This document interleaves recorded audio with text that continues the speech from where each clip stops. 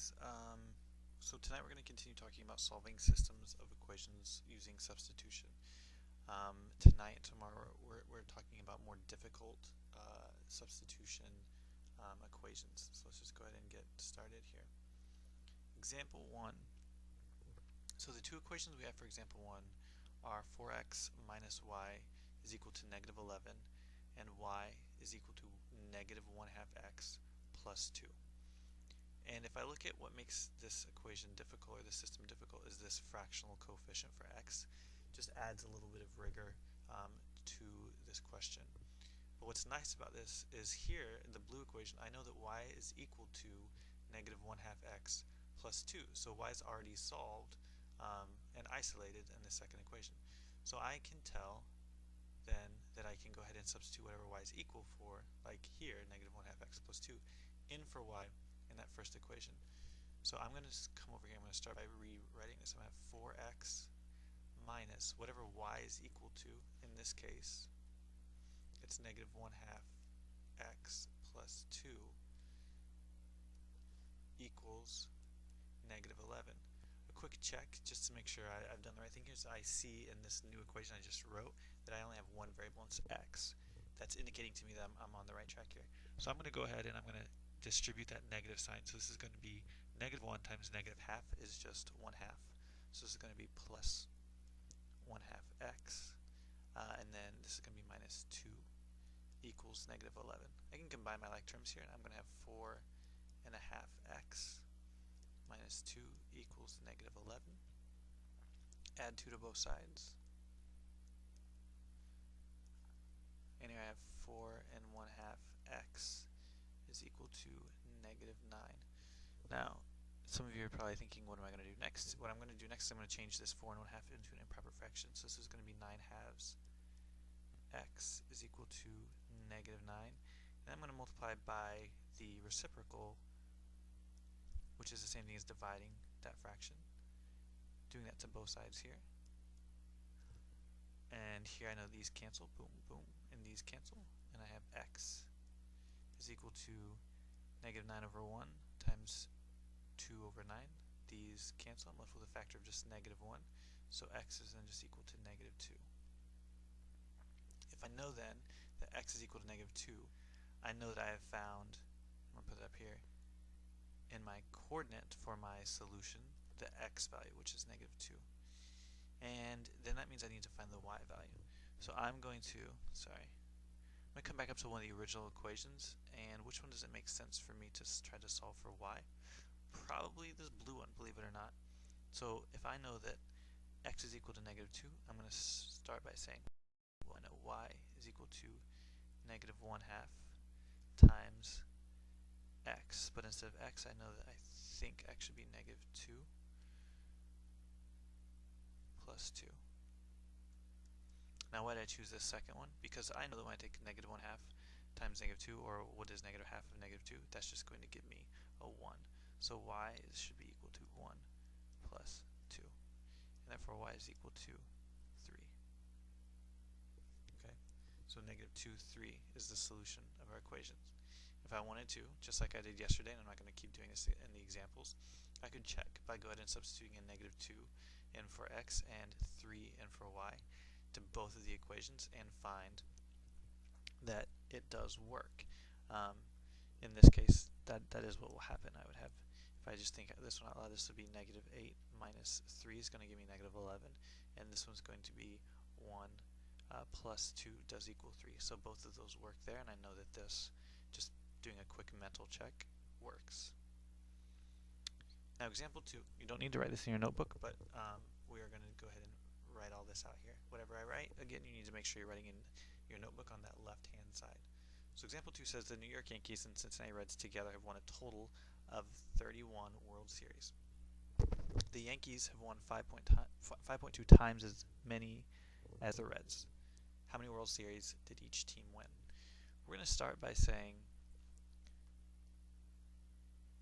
x is we're going to use to represent the wins for the Yankees, and we're going to use, actually let me erase this, and let's go ahead and use blue for these are going to,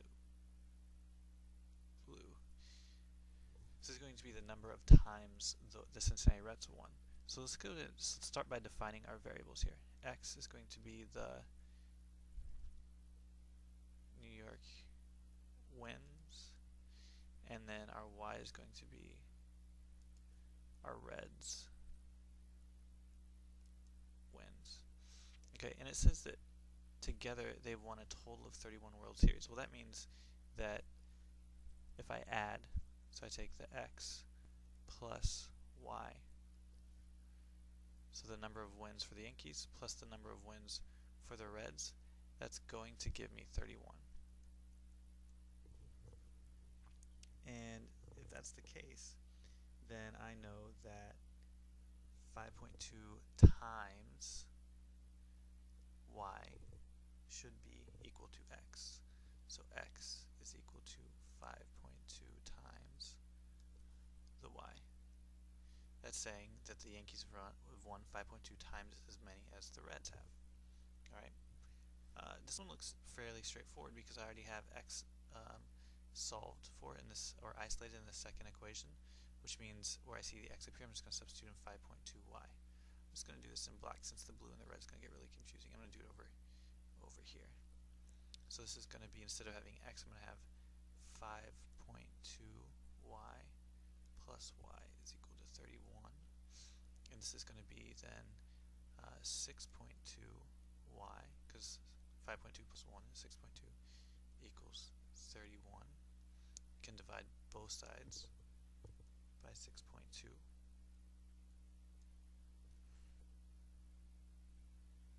And if I divide both sides by 6.2, I will have the answer, which is going to be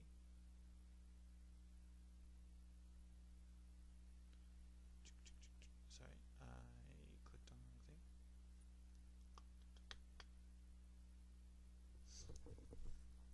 So I'm just going to take 31 divided by 6.2, put a 0 here.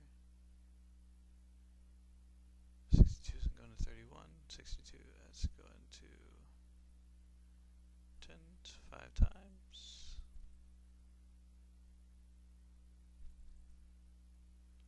62 times 5, 0, 1, 31. So you have Y is equal to 5. So that's meaning that the Reds have won 5 times. Well, if the Yankees have won 5.2 times as many Reds, then I need to then go back in, find that X variable here. So this is going to be X is equal to 5.2 times 5. And if I go ahead and do the math down here on that, 5.2 times 5 is going to be 0, 1, it's going to be 26. Here's my decimal.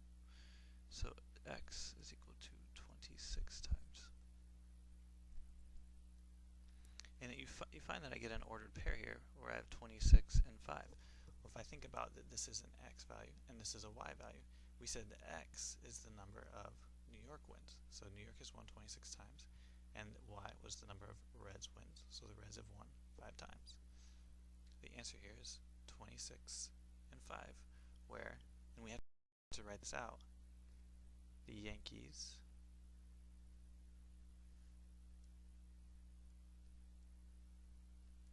have won 26 times.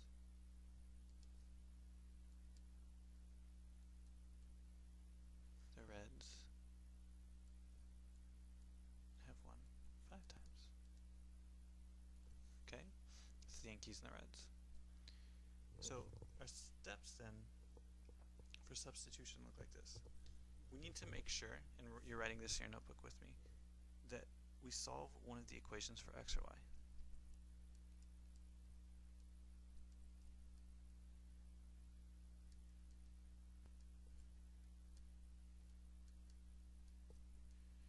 It's imperative when we're talking about substitution. We have to have one of the variables isolated.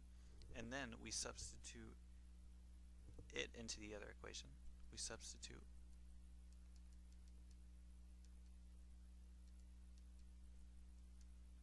into the other equation, just like we have been doing. And then we solve for one variable.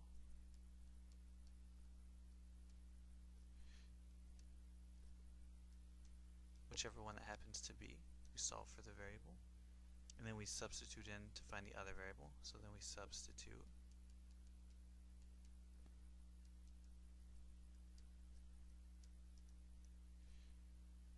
I'm going to say the remaining variable.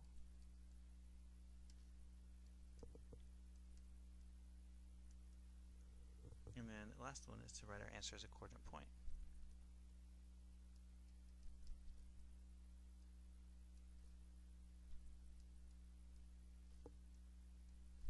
I'm going to say ordered pair. So these are the steps that we continue to use to solve. And if you need more time to write this down, go ahead and pause until we go to the next example. In example 3, we have Julia, who went to the movies and bought 1 jumbo popcorn and 2 chocolate chip cookies. And we have Marvin, who went to the same movie and bought 1 jumbo popcorn and 4 chocolate chip cookies that cost him $6. How much does 1 chocolate chip cookie cost? So if I'm looking here, my first equation is going to come from Julia. And the 2 variables, I'm looking for 2 variables in this equation. I see that here I've got jumbo popcorn. And I also have jumbo popcorn for Marvin. And I've got chocolate chip cookies and chocolate chip cookies. Finally, then I have the cost. For Julia, it costs $5. For Marvin, it costs $6. Okay, so what I'm going to do here is I'm going to start by saying, I'm going to use different variables now. Let's use, actually let's use x, and we'll use y. So we're trying to figure out what the cost is. So x, let's say that's going to be the cost of popcorn. So then y is going to be the cost, things I don't know, of cookies. If I go ahead and I set up these 2 equations, I see that Julia bought 1 popcorn, so I'm going to say 1x plus she bought 2 chocolate chip cookies, 2y is equal to $5. And Marvin, let's use red for him, he bought 1 popcorn, 1x plus he bought how many? 4 chocolate chip cookies is equal to $6. So here I've got the equations representing the situation. If I'm using the substitution method, I need to pick one of these to solve for a variable. It could be either one. I see that this would work really nicely if I were to solve for x here, or I could solve for x here. I'm just going to pick the blue one just because I already have a blue pen out, and no other reason for that. So I'm going to bring this guy down over here, and I'm going to say x plus 2y is equal to 5. I need to solve for x. Keep the x here, which means I need to get rid of the 2y. And so I've got x is equal to 5 minus 2y. If I know that in this first equation that x is equal to 5 minus 2y, then I'm going to go ahead and I'm going to substitute what x is equal to, in this case 5 minus 2y, right here in the red equation. So I'm going to say 5 minus 2y, keeping that in parentheses just because I'm substituting in, plus 4y equals 6. I can rewrite, combine like terms.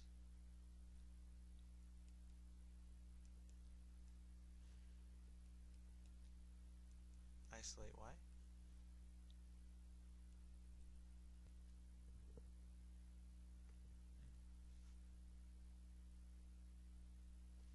And here I find that when I divide both sides by 2, y is equal to 1/2. Oh, it's the first time I've had a fraction. So if y is equal to 1/2, I'm going to just come back up here. I know that I don't have my x yet, and then y is equal to 1/2 in my ordered pair. I need to go back and find what x is equal to. Which one does it matter for me to substitute in? Doesn't really. So I'm just going to go ahead and do again the first equation. So here I have x. I'm substituting in 1/2 for y plus 2. Instead of y, I'm going to say 1/2 equals 5. Half of 2 is just 1, so I've got x plus 1 equals 5. Subtract 1 from both sides. This is actually a 1. I've got x equals 4. Now look back at what how I define my variables. I know that in the ordered pair this is x comma y. So x is the cost of popcorn, so popcorn costs $4, and y is the cost of cookies, which is half of $1 or 50 cents. So how much does one chocolate chip cookie cost? I'm going to write my answer down here. One cookie costs 50 cents. And I'm done. So that wraps up our examples for tonight. I hope you guys have a good night, and I'll see you in the morning.